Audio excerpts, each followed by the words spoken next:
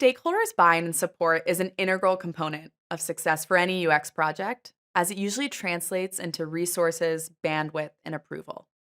However, navigating stakeholder dynamics requires a thoughtful mix of listening, collaboration, communication, influence, negotiation, which is a lot. So, where can you start? First, you must identify your stakeholders. Ask yourself who plays a role in your project's success. Stakeholders will either one, have power, influence, or control over your project, or two, be impacted by it in some way. Once you have an inventory of all of your potential stakeholders, you're going to want to narrow this list to critical stakeholders on whom to focus your time and resources. This usually means 4 to 8 stakeholders. Once you know who your critical stakeholders are, it's time to get to know them and identify their needs, their preferred level of engagement, hopes and fears for the project, knowledge of key issues, and so forth. We do this through stakeholder interviews, where we gather business objectives and contextual knowledge. This information can then be summarized into a stakeholder profile.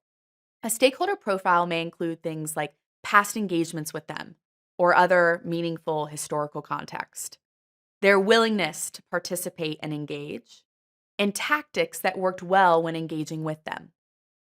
Think of it as a persona card for your stakeholder.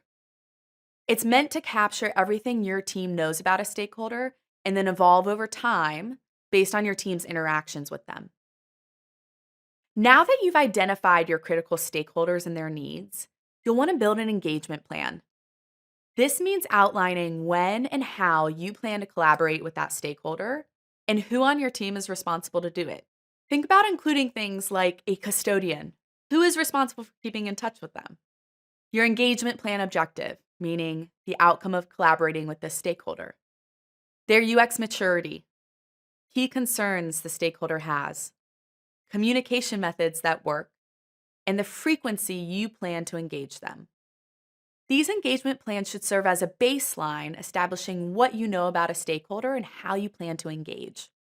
Like other shared artifacts, they're going to evolve, both throughout the product lifecycle and as you interact with each stakeholder more.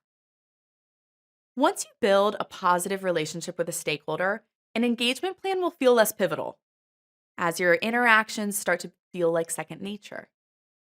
However, these plans still serve as important artifacts for new team members and can be used during onboarding for a new project or initiative. Though this process requires work, engaging stakeholders is a requirement if we want to ship great experiences. It should be integrated with our team's routines, tools, and methods so it feels sustainable and effective. By engaging stakeholders, we can mitigate risk, better manage resources, decrease potential obstacles, and set appropriate expectations.